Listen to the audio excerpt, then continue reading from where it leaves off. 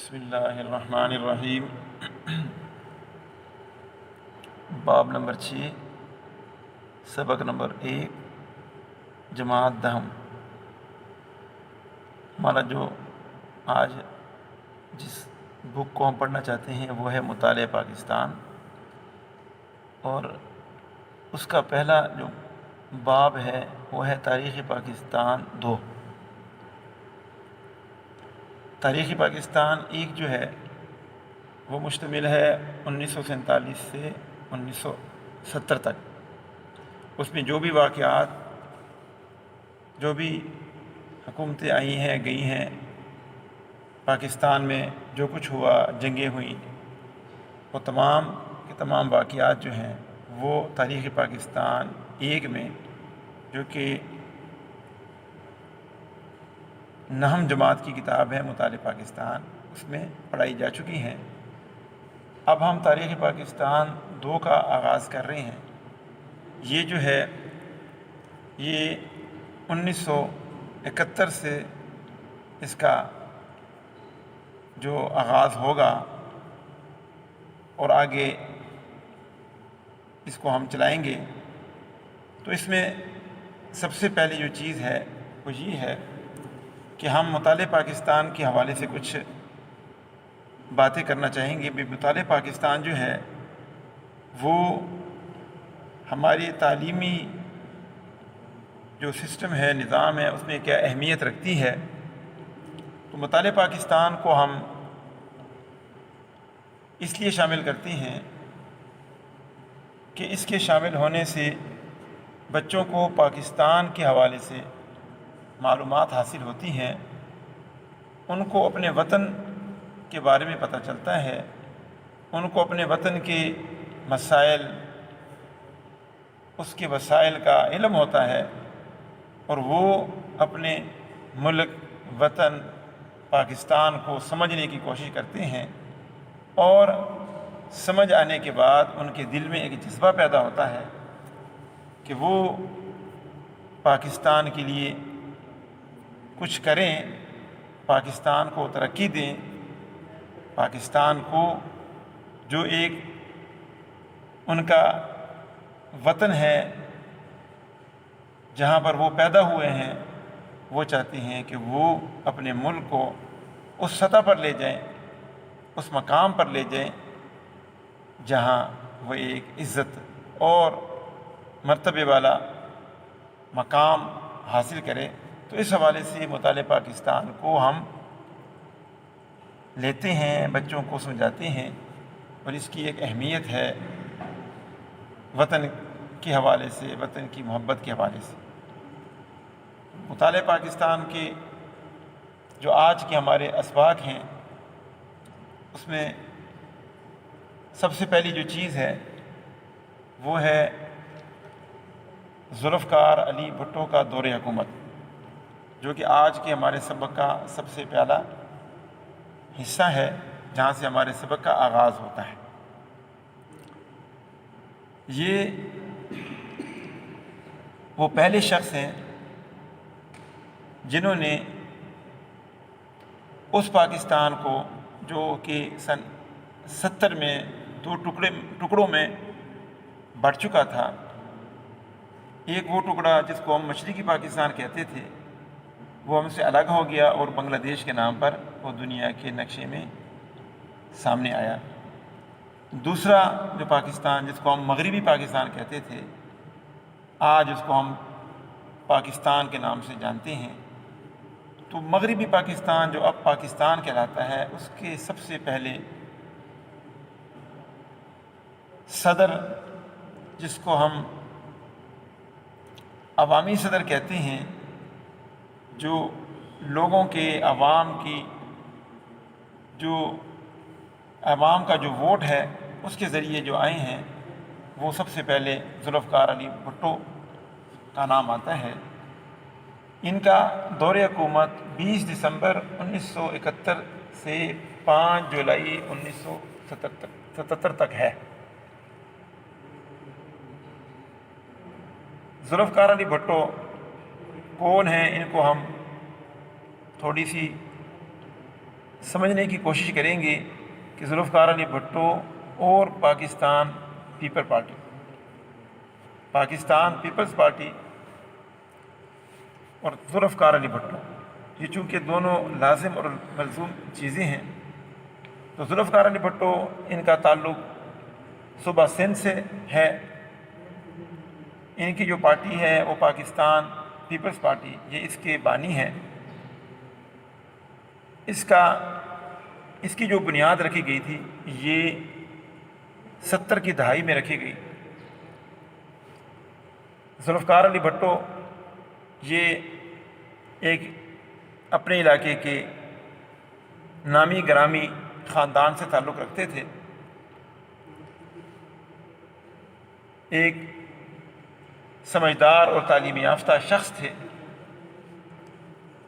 ایوب خان کے دور میں ان کو پاکستان کے وزیر خارجہ رہنے کا اعزاز بھی حاصل ہوا ہے، ان کے دور میں یہ پاکستان کے وزیر خارجہ رہے۔ اس کے بعد ایوب خان سے اختلافات کی بنیاد پر انہوں نے وزارت سے استعفیٰ دیا اور اپنی الگ پارٹی بنائی جس کا نام انہوں نے پاکستان پیپلز پارٹی رکھا۔ 1970 میں جب پاکستان اور بنگلہ دیش جو کہ اب الگ ہو چکا ہے، جب یہ دونوں پاکستان کے حصہ تھے، مشرقی اور مغربی پاکستان، یحییٰ خان کا دور تھا، تو الیکشن ہوئے۔ الیکشن میں پاکستان پیپلز پارٹی جو تھی اس نے مغربی پاکستان میں بھاری اکثریت حاصل کی، اور شیخ مجیب الرحمان کی جو پارٹی تھی اس نے مشرقی پاکستان میں اکثریت حاصل کی۔ اسی بنیاد پر اختلافات آئے۔ اختلافات یہ تھے کہ شیخ مجیب الرحمان چاہتے تھے کہ وہ پاکستان کے وزیر اعظم بنے، ذوالفقار علی بھٹو چاہتے تھے کہ وہ بنے۔ یہ اختلافات بڑھے اور ایک وقت یہ آیا کہ یہ اختلافات اتنے بڑھ گئے کہ پاکستان 2 ٹکڑوں میں تقسیم ہو گیا، ادھر بنگلہ دیش بن گیا، ادھر یہ پاکستان رہ گیا۔ ادھر شیخ مجیب الرحمان نے حکومت بنائی پاکستان کو توڑ کر، اور یہاں پر ذوالفقار علی بھٹو نے پاکستان پیپلز پارٹی کی حیثیت سے حکومت قائم کی۔ ذوالفقار علی بھٹو پاکستان کے صدر بنے اور ساتھ ہی وہ چیف مارشل لا ایڈمنسٹریٹر بھی بنے۔ تو 1971 سے 1977 تک جب وہ پاکستان کے وزیر اعظم، صدر، چیف مارشل لا ایڈمنسٹریٹر جب تھے، اس دوران انہوں نے ملک کی معاشی ترقی کے لیے جو کام کیے ان میں سے چند باتیں ہم یہاں ذکر کرنا چاہتے ہیں۔ اور میں جو پہلی بات تھی وہ یہ تھی کہ انہوں نے جو ملک کے اندر صنعتیں تھیں، یونٹ تھے، فیکٹریاں تھیں، ان کو انہوں نے قومی تحویل میں لینے کا ارادہ کیا۔ ان کا پروگرام یا ان کا مقصد یہ تھا کہ ملک جو ہے اس میں 22 خاندان ایسے ہیں جو کہ ملک کی تمام معیشت، دولت پر قابض ہیں۔ ان کے قبضے سے ملک کو نکالنا یہ وقت کی اہم ضرورت ہے۔ جب تک یہ کام نہیں ہوگا ملک ترقی کی راہ پر گامزن نہیں ہوگا، چونکہ ملکی حالات اس وقت کے حوالے سے بڑے نازک تھے، ملک ٹوٹ چکا تھا، غربت عام تھی، ہر طرف افراتفری کا سما تھا۔ ان حالات میں ملک کو سہارا دینا، ملک کو سنبھالنا یہ ایک بڑا امتحان تھا۔ انہوں نے حکومت میں آنے کے بعد جو پہلا قدم اٹھایا وہ سنتوں کو قومی تحویل میں لینا تھا۔ ان میں چھوٹی بڑی کمپنیاں بھی شامل تھیں، ان میں بیمہ کمپنیاں، بینک وغیرہ، یہ ساری چیزیں شامل تھیں جن کو قومی تحویل میں لینے کا ارادہ کیا گیا۔ تو وہ صنعتیں جن کو قومی تحویل میں لیا گیا ان میں سے چند بڑی صنعتوں کا ہم یہاں نام ذکر کرتے ہیں۔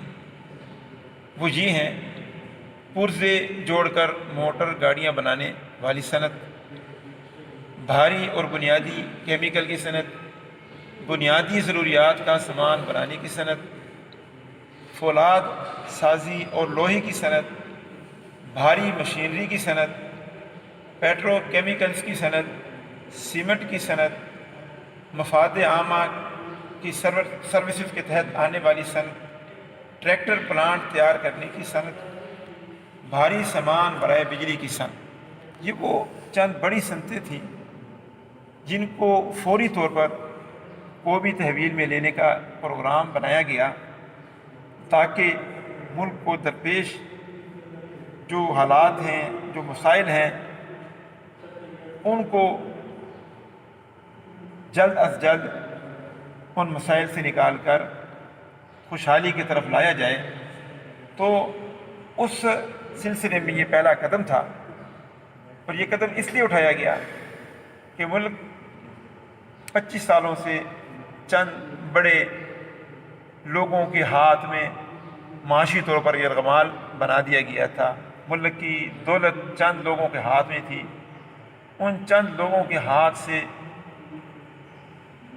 ملک کی دولت کو نکال کر عوام تک لانے کا پروگرام بنایا گیا، اور اس پروگرام میں سب سے پہلی جو چیز تھی وہ سرکاری تحویل میں لی گئی چند بڑی اہم صنعتیں تھیں۔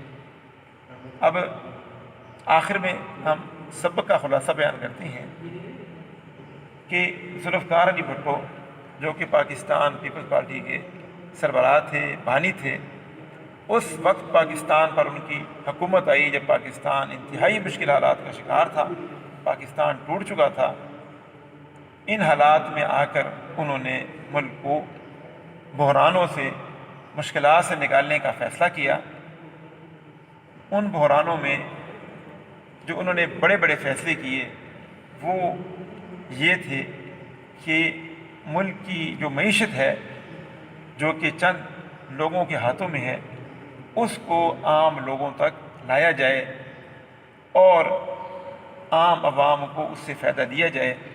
تو یہ آج کے سبق کی چند اہم باتیں تھیں جو آپ کے سامنے بیان کی گئیں۔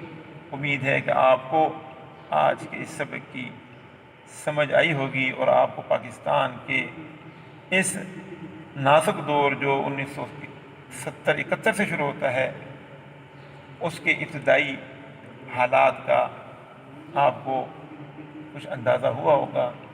امید ہے کہ آپ اس سبق کو پڑھ کر پاکستان کے بارے میں، پاکستان کی ابتدائی مشکل حالات جو تھے ان کے بارے میں آپ کو تھوڑی بہت آگاہی حاصل ہوئی ہوگی۔